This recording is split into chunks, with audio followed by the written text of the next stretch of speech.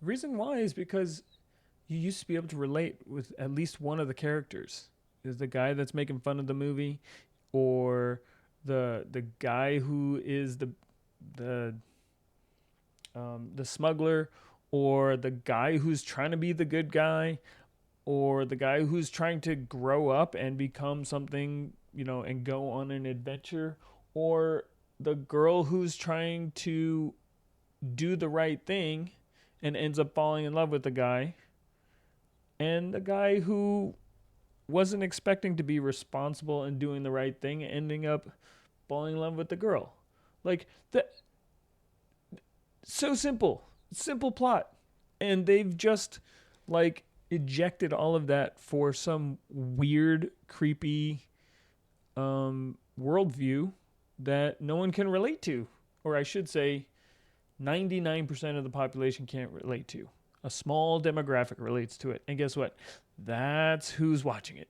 The time they do mention it is when some big controversy erupts. Take Andor, for example. The only discourse of any kind around that show is because of a 2-minute scene where an Imperial officer tries to use the Force on a young woman. The Acolyte was talked about, but for all the wrong reasons, to the point where Disney themselves had to step in and confirm that never again would they inflict another series of that absolute catastrophe on us. Meanwhile, Skeleton Crew, which was pretty much free of controversies, was also more forgettable than a cheese sandwich and disappeared like a fart in the winds. I actually had to look it up to confirm that yes, it did indeed exist, and I watched it. And it cost $130 million to make. It wasn't always like this, you know. Ask any random person on the street who Darth Vader, Luke Skywalker, or Han Solo is, and I'm pretty sure they'll be able to tell you, even if they've never even watched a Star Wars movie before. Ask that same person who Poe Dameron, Finn, The Mandalorian, or Cassian Andor is, and you'll likely be met with the kind of vacant, dead-eyed stare that would make Billie Eilish look like a model of bright, optimistic intellect. With a string of commercial failures like this.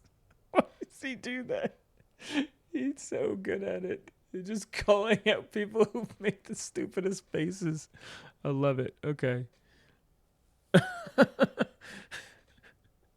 His writing is so tight. I really enjoy his videos because his writing is really tight. This and a total collapse in cultural relevance, you can't exactly blame people for concluding that yes, Star Wars as a brand is indeed dead.